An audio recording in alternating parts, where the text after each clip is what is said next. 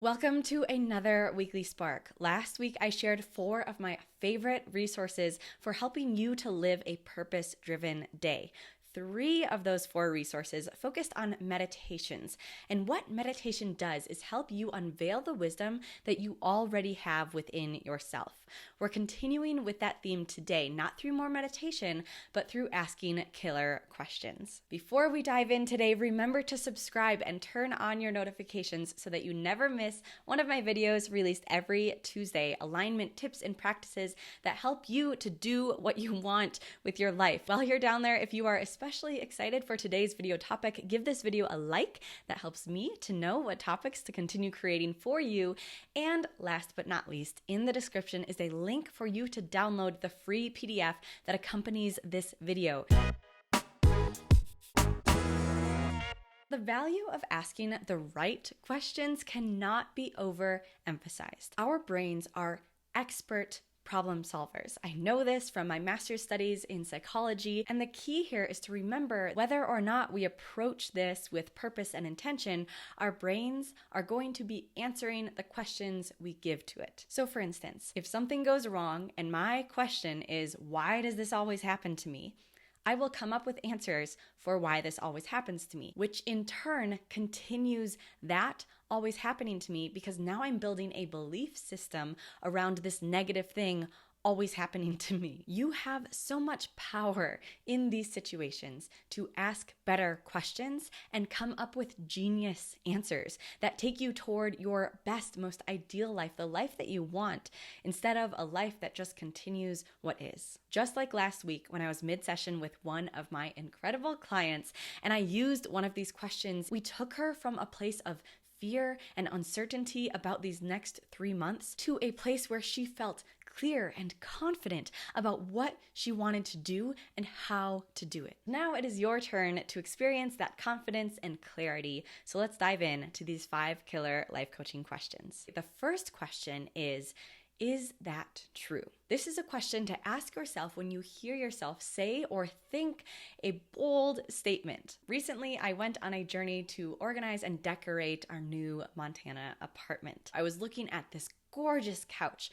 Perfect, exactly what I wanted for my living room.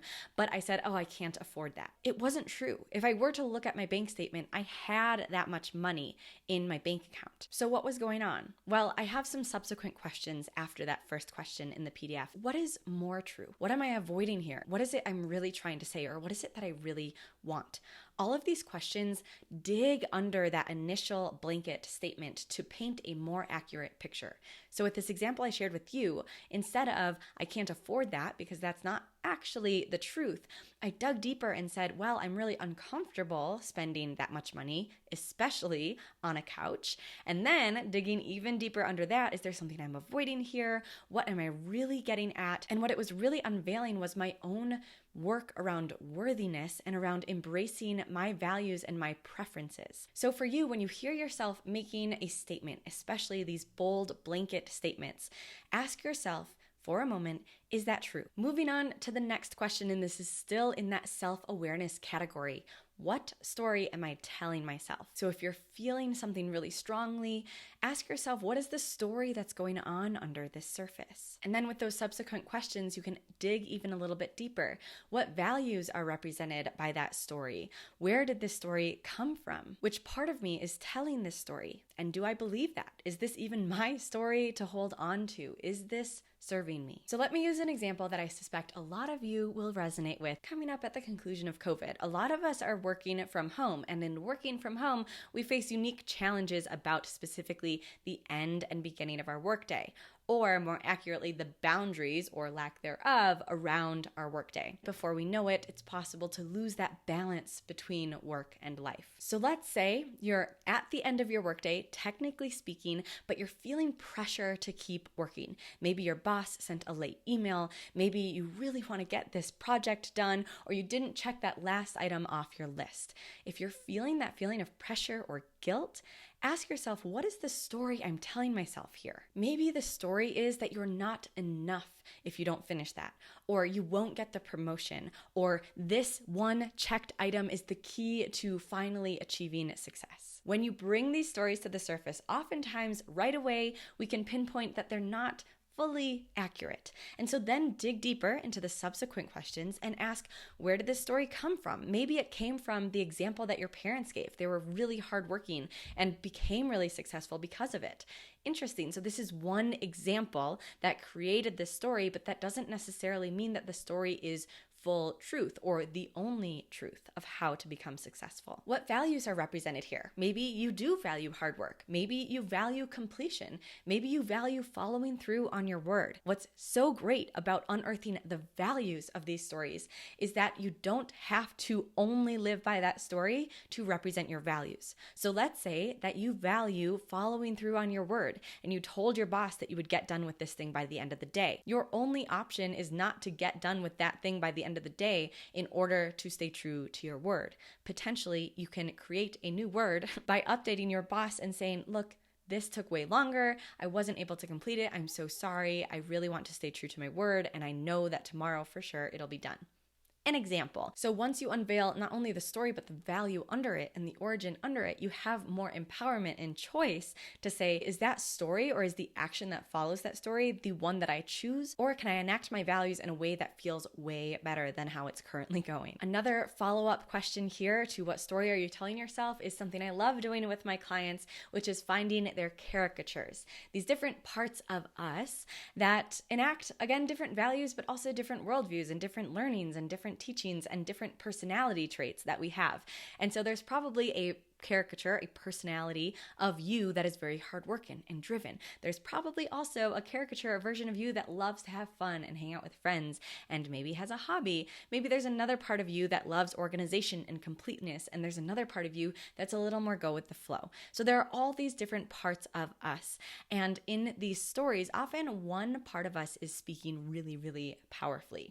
And so we can ask ourselves, do I want to listen to that part of myself now? Or even just bring our awareness to one part of me is speaking. There are probably other parts to this story. There are other perspectives I can choose to adopt if that feels better. So now that we have some more self-awareness of what's going on in our situation, move on to question 3, and this is in the topic of expansion. What else could be true? That first question, is this true, just asks, is the thing in front of us the truth? We ask, what story am I telling myself to create that truth, that belief that I had adopted without or with my knowing? And now we're saying, okay, what else could be true? Continuing to broaden your perspective about what is possible and what else you could step into in this moment besides an option that doesn't feel so great for you. So along with what else could be true, what else could be possible? What other perspectives are here that I could adopt? And finally, what do I choose to adopt once I have that big, expansive view? I love with my clients specifically to get out of our heads at this point and to look at objects, yes, objects around the room. So right now I'm looking at my guitar and I could say, well, what would my guitar think about me working late into the evening? Or I have a picture of my younger self hung right behind this camera. I could say, what would my younger self say about working into the evening?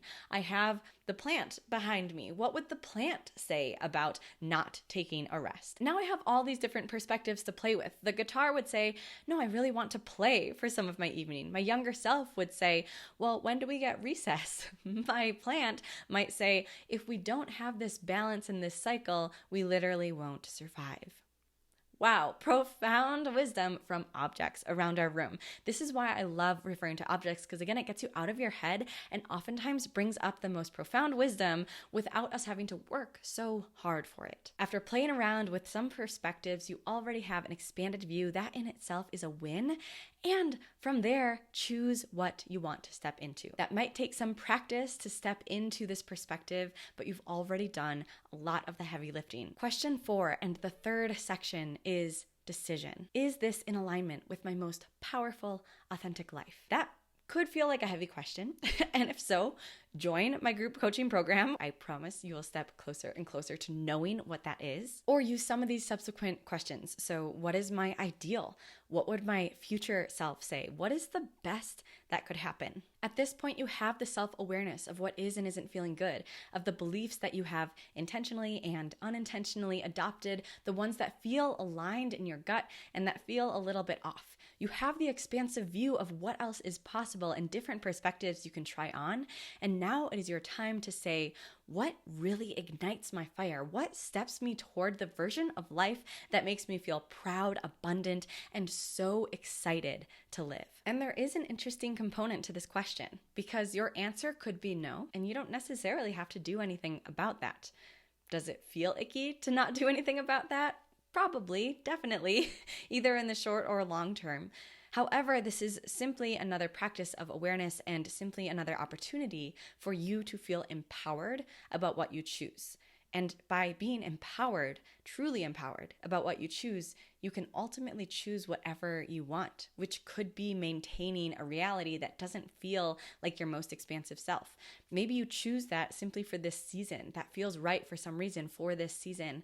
Or maybe you choose, you know what? Now it's time for the change, and you step into that life that you've always dreamed about. And speaking of stepping into the life that you've always dreamed about, the fourth category and the fifth question is action. What if this were easy? What if this were fun? I facilitate an incredible group of individuals in my group coaching program, and we meet over Zoom every single week. Recently, after a session of brainstorming and sharing different ideas with each other, we felt the shift toward the analytical side of ourselves. And one of my clients, incredible woman, broke that analytical spiral by chiming in and saying, "This is fun."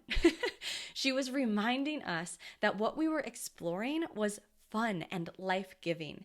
And that reminder sent us all into laughter, and I literally felt the weight drop from everyone's shoulders on the call. You may be feeling that right now. I threw not only 5 questions at you, but subsequent questions to help you dig deep into what you're really feeling and what you want to experience.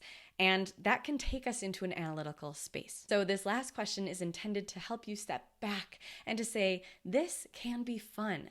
And in saying, how can this be fun? You're automatically coming up with solutions of how this can feel more easeful and joyful. So with that, comment below, what was your favorite question out of all of them? And again, if you want a reminder of these questions, if you want them written down in front of you, download the free accompanying PDF that outlines all of them for you. As you look at these questions, you'll notice that there is a purposeful mix of questions that foster intention and questions that foster action. If you've watched my videos in the past, you know that I stand by blending intention and action. And I stand by blending them because it is the only way to not only achieve your goals, but sustain your goals, sustain the dreams that you have for yourself, because you have both intention for what those goals are, not only on the surface, but at a really deep internal level, and you have the action steps to pursue and make those dreams a reality. I have a free, fun 9-question quiz that helps you to determine whether you are intention focused or action focused. So you have a lot of material from today. A quick summary: if you want to download these questions, have them in front of you, click the link below, head to the Yes And blog, and you will receive your free downloadable PDF that has all of these questions outlined for you. These questions balance intention and action, and if you want to know whether you lean toward intention or action, then take my free 9-question strengths quiz that is also linked below. Don't forget below this video to comment your favorite question of them all. And lastly, if you would like more videos just like this, it really helps the growth of this channel to like, subscribe, and share this video with a friend. Next week, I am sharing the budgeting method that changed my life. Until then, have a wonderful week. You are doing amazing.